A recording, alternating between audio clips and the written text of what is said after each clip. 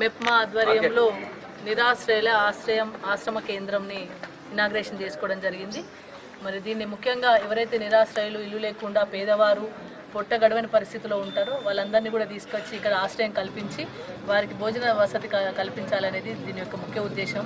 ముఖ్యంగా ఎవరైతే ఆశ్రయం లేకుండా ఉన్నారో వాళ్ళకు డబుల్ బెడ్రూమ్లలో చాలామంది కూడా ఇల్లు ఇవ్వడం జరిగింది. కొంతమంది డబుల్ బెడ్రూమ్లో ఉండలేని పరిస్థితిలో ఒంటరిగా ఉన్న వాళ్ళు ఉన్నారు. వాళ్ళకి మరి సెక్యూరిటీ పరంగా కానీ మిగతా పరంగా కానీ ఏం చేసుకోలేని పరిస్థితుల్లో పేదవారు, అన్సౌండ్ పర్సన్స్ అంటే రిటార్డెడ్ పర్సన్స్ అట్లాంటి వాళ్ళు ఉన్నారు. వాళ్ళని కూడా తీసుకొచ్చి ఇంట్లో పెట్టి మరి వాళ్ళకు కూడా ఆశ్రయం కల్పించాలనేదే మరి దీని యొక్క ముఖ్య ఉద్దేశం.